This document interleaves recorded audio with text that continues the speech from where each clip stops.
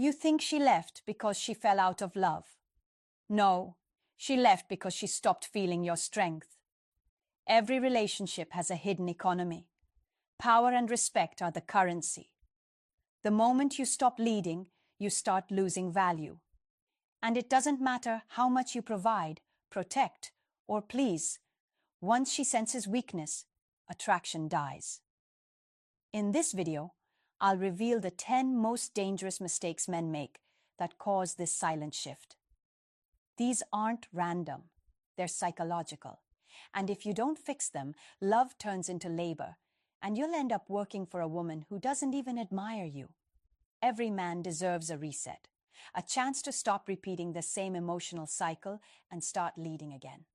If that's your goal, hit like, tap, subscribe, and comment one word below. Rebuild. Write it as a promise to yourself, not to anyone else. Because what we're diving into next isn't theory. It's the first step toward reclaiming the leadership you lost without even noticing. Number 1. The most dangerous mistake a man can make is mistaking love for labor. You think carrying the weight of everything means you're a good partner, that fixing, providing, and solving will earn her peace and loyalty. But here's the truth. If she's not cooperating, you're not in a relationship. You're in a one-man business that's slowly killing your energy. Picture this. You handle the bills, the plans, the emotional crises, even the smallest details. And she critiques, corrects, or simply scrolls while you burn yourself out trying to keep things running. You keep hoping she'll eventually notice your effort. But women don't respect exhaustion. They respect balance. When you do everything, you erase the need for her to contribute. You condition her to depend, not to partner. In psychology, this is called learned helplessness. When one side always carries, the other stops learning how. A woman without a teamwork mindset isn't cruel. She's conditioned. Society rewards women for receiving, not for building alongside. But as a man, if you accept that dynamic, you'll drown in silent resentment. The moment you start carrying her responsibilities, you stop leading and start serving. A healthy connection isn't about one person fixing while the other complains. It's about two people rowing in rhythm toward the same direction. The second she drops her oar, the boat starts spinning in circles, and so does your peace. Remember this: a relationship without mutual effort isn't partnership. It's emotional employment. And if she won't work with you, she's not building a life. She's borrowing yours. Number 2, you can't build something new with someone who's still haunted by what came before you. Most men don't realize this until it's too late, until they're trapped in a relationship where every moment feels like a comparison test they never signed up for. You meet her, she's charming, confident, says she knows what she wants. But as time passes, her words start to sound like echoes. Be more romantic. Be more dominant. Be more like... She never finishes the sentence, but you can hear the ghost in her tone. What she's really saying is, recreate the men who left their mark on me. That's not love. That's programming. Psychologically, every deep connection imprints emotional fingerprints. When a woman has had too many, too fast, too intense, she becomes less impressionable. Her responses aren't born in the present. They're triggered from memory. You can't teach her your rhythm because she's still dancing to someone else's beat. And here's where men lose themselves. They try harder. They adjust. They overperform. They chase after an invisible standard that was never meant for them, until one day they realize they've been auditioning for a role already played. Understand this clearly. You can't rewrite her past by performing better in her present. You're not her fresh start. You're her sequel. And sequels rarely end well. The right woman doesn't need you to compete with her history.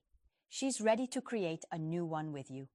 And that's the difference between a woman who's still comparing and a woman who's still capable of being impressed. Number 3. Peace at any price is the most expensive deal you'll ever make. Every man who's been in love has done it, swallowing his words, softening his truth, agreeing just to keep the calm.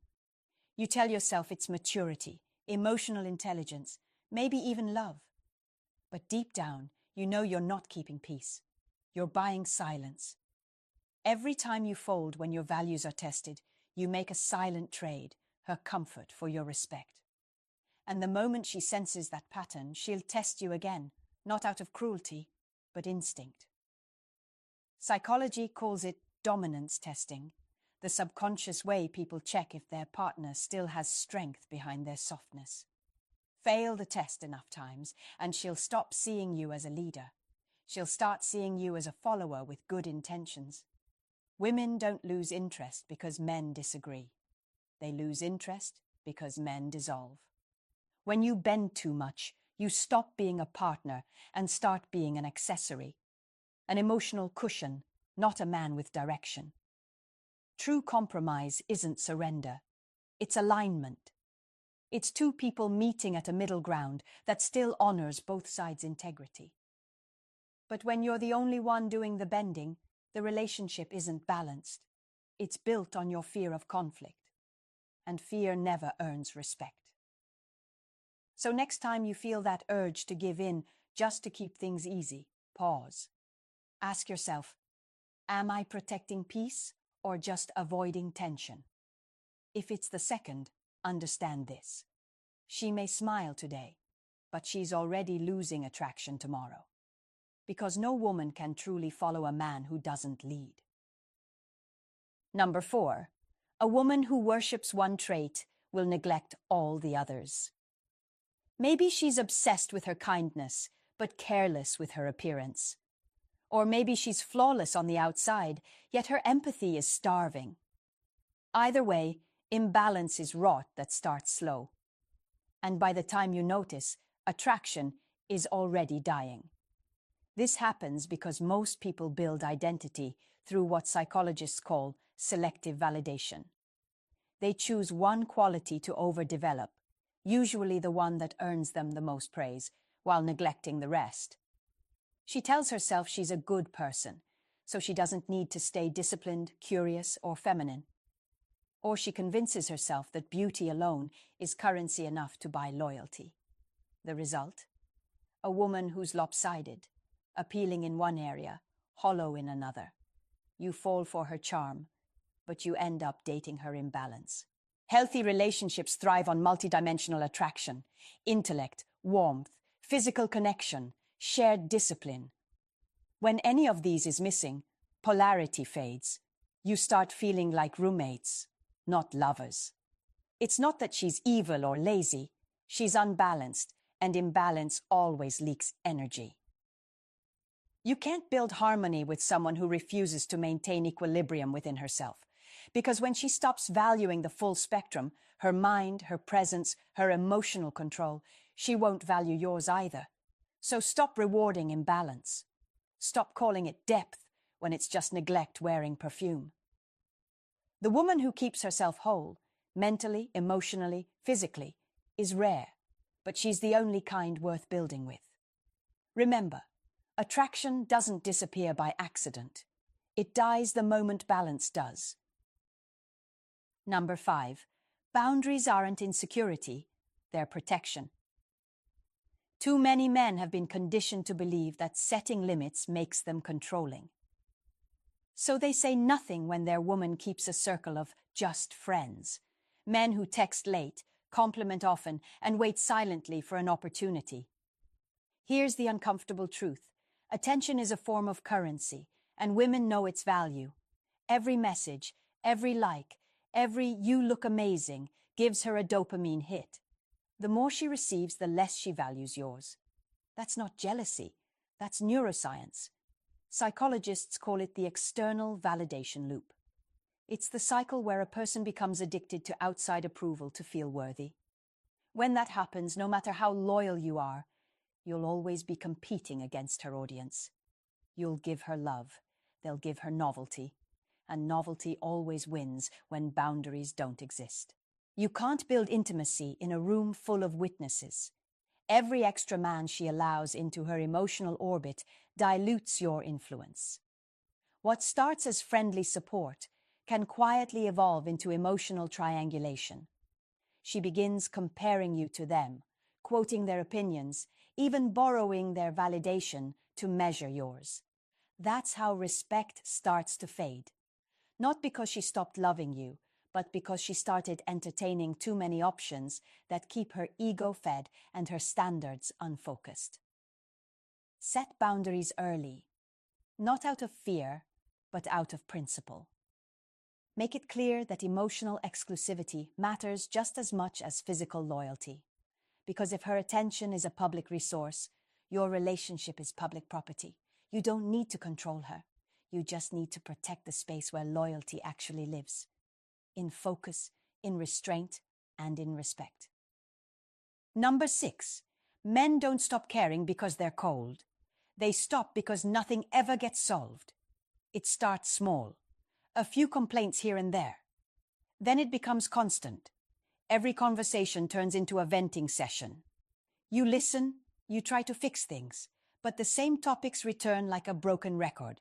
And eventually you realize she doesn't want resolution. She wants release.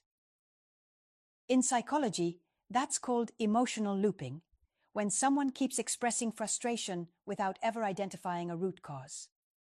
It gives temporary relief, like scratching an itch that never heals. But for the person listening, it's emotional suffocation. Men are natural problem solvers. They connect through purpose. When there's no clear problem to solve, the mind shuts down to protect itself.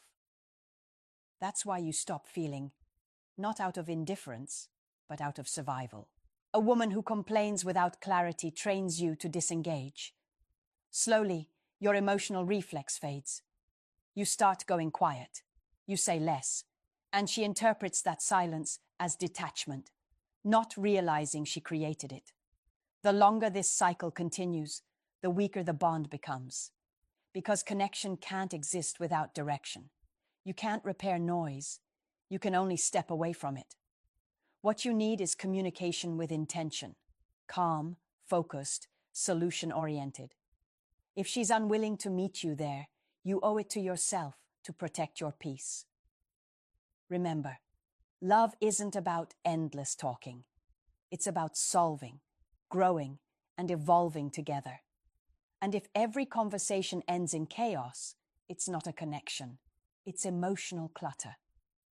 So when the noise gets louder than the love, choose silence, not as retreat, but as self-respect. Number 7. Love without respect is slow poison. It doesn't kill you overnight. It erodes you quietly. Every time you let her speak over you, mock your values, or test your patience without consequence, a piece of your self-worth dissolves. You tell yourself she still loves you. Maybe she does. But here's the truth. Love can coexist with disrespect, and when it does, it's lethal. Men often chase affection like it's proof of value. You crave her warmth, her words, her attention. And in that craving, you ignore the absence of respect. You think love is enough to fix it. It never is. Respect is the spine of attraction. Without it, love collapses into chaos. Psychologists call this dominance testing, a subconscious behavior where one partner pushes limits to measure the other's strength. When a man keeps forgiving disrespect, she stops believing in his boundaries. Once that belief is gone, attraction fades. Because deep down, every woman wants to feel the presence of stability, a man who stands firm, even when emotions rise. You can't build loyalty on love alone. Love is emotional. Respect is rational. Love fluctuates with mood, but respect endures through storms. That's why a woman may stop loving a man for a moment, but she'll never betray one she truly respects. Ask yourself, does she follow your lead because she trusts you or because she pities your persistence? If she doesn't see your boundaries, she'll eventually look past you. You don't need to demand respect. You need to embody it. When you stop tolerating disrespect disguised as passion, something changes. She either steps up or walks away. Either way, you win, because you finally chose yourself over her approval. Number 8. You don't fit into her life by erasing yours. It begins with good intentions. She wants more, and you want to provide it.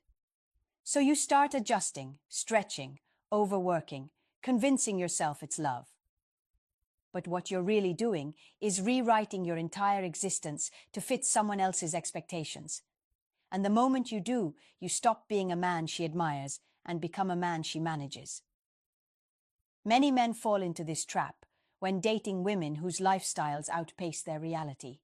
They start chasing upgrades, new clothes, better car, fancier restaurants, not because they need them, but because she does. It's the illusion of compatibility through consumption. But beneath that shine lies anxiety, resentment, and exhaustion. You're no longer leading your life. You're financing someone else's fantasy. From a psychological standpoint, this is identity erosion. The man's sense of self begins to dissolve as he attaches his worth to what he can provide. And the irony? The more you give, the less she values it. Because abundance without boundaries breeds entitlement, not gratitude. The right woman adapts to your reality, not demands a new one. She doesn't need you to change your pace. She learns to walk beside you.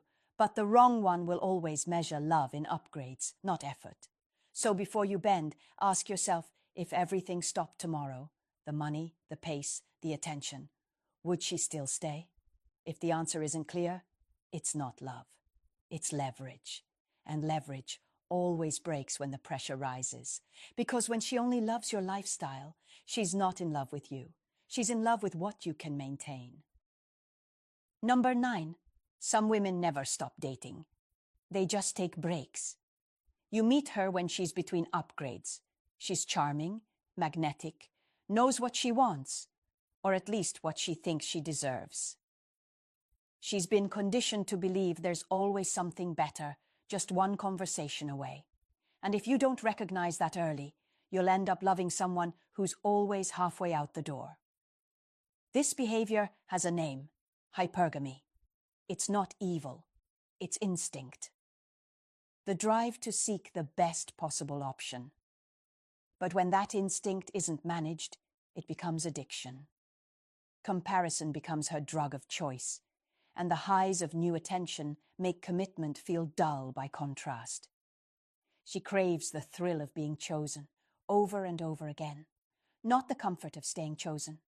Psychologically, this is a form of dopamine dependency. Each new admirer resets her reward system, making stability feel like boredom. And you, no matter how loyal, grounded, or patient, can't compete with her craving for the next emotional spike. You'll see it in the small things: the subtle flirting, the endless scrolling, the casual curiosity about what else is out there.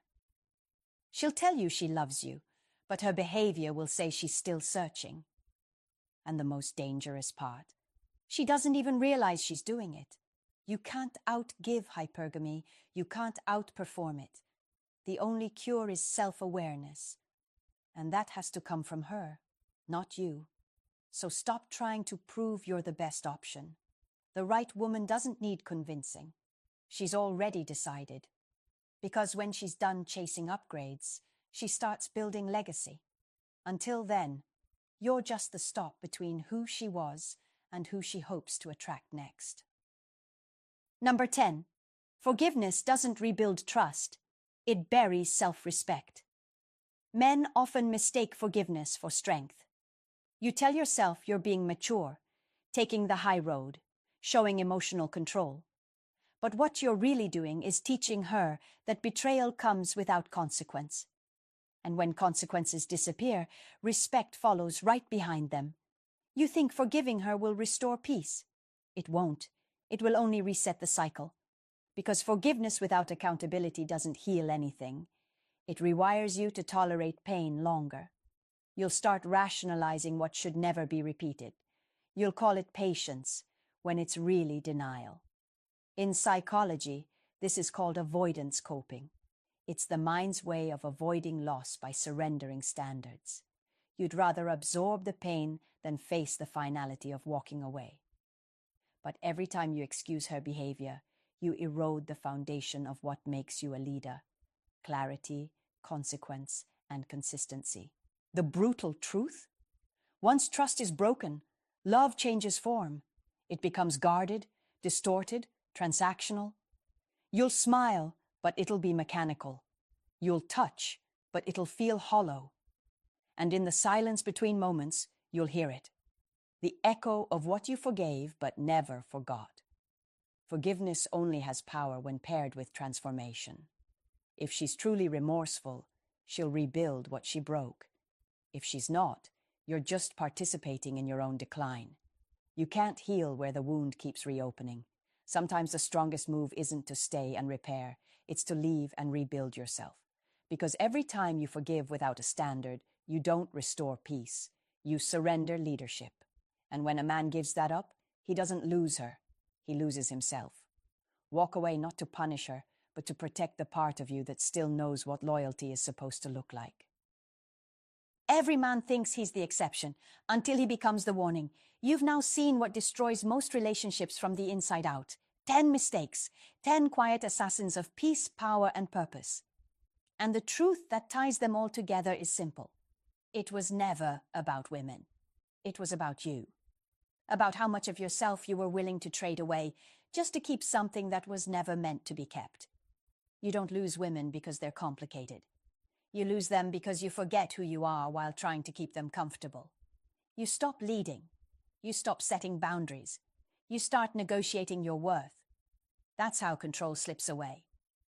Not in one explosion, but in 1,000 quiet concessions. The real danger in love isn't heartbreak. It's corrosion. The slow decay of masculine clarity. When you start tolerating disrespect, imbalance, or manipulation, you're not loving her. You're abandoning yourself. But here's the shift. You can choose differently. You can rebuild from strength, not scarcity. You can stop chasing connection and start commanding it. Women don't destroy men. Weak standards do. When you start demanding respect before affection, cooperation before romance, accountability before forgiveness, everything changes. You stop playing defense. You stop walking on eggshells. You stop living like your worth depends on her approval. You reclaim your peace. You rebuild your rhythm. You return to yourself. That's the kind of man women follow. Not because he's loud, but because he's grounded. Not because he controls, but because he leads. So if this message hit something inside you, if it woke up the part of you that's tired of giving without return, that's not anger. That's clarity. That's your standard waking up again. And when that happens, you're not losing anymore. You're learning how to win differently. If you felt this, it's time to move with intention. Subscribe. Share this with a man who needs to hear it, and stay close, because in the next video, we'll go deeper into how men rebuild trust after betrayal. Not from pain, from power.